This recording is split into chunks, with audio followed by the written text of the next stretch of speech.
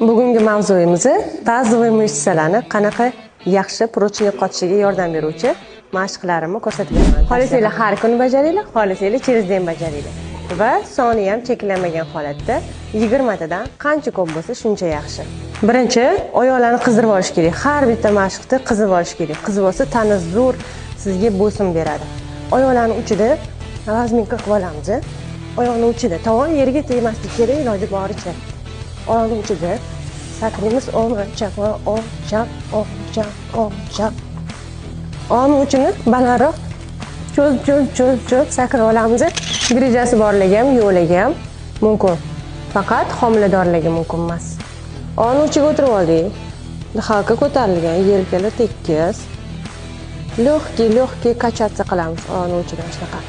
Mышцalarni qotirish uchun ochamiz, yopamiz. Ochamiz, yopamiz. Sakrab. Albatta bu boshida qiyin, oyoqlar yo'lib ketadi, sakrash qiyin. Oyoqning uchida kachasi qilganda tizzalar olib ketadi, mamutdek bo'g'imlar olib ketadi hammasi. Lekin har kuni 5 ta, 10 ta, 15 ta, 20 tadan qilib, buni faqat ko'paytirishga harakat qilinglar. Qancha ko'p bo'lsa, shuncha zo'r. Oyoqning orasini ochdik. Orasini ochdik. Kachasi qilamiz yana. Balandroq ko'tarilasiz. Balandroq.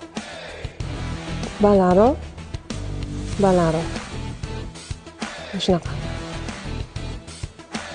Oyoqni uchini to'g'irladingiz, orqaga ko'tarasiz. Mana shunday. Mana.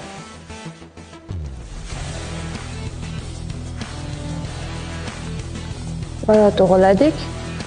O'tiramiz, uchiga chiqdik.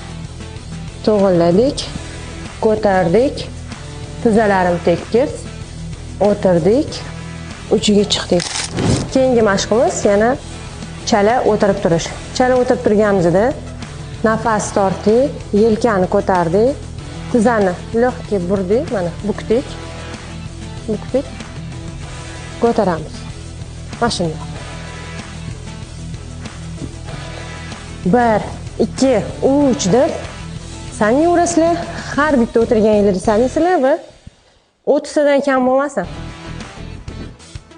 Effekt berish uchun qancha ko'p bo'lsa shuncha yaxshi.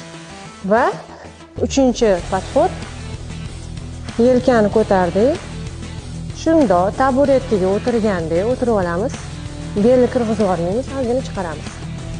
Mana shunday kachasi. Oyoqlar oldiga qarab ketib qolish kerak emas. O'ng oyoq, chap oyoq. O'ng oyoq, chap oyoq. O'ng oyoq, chap oyoq.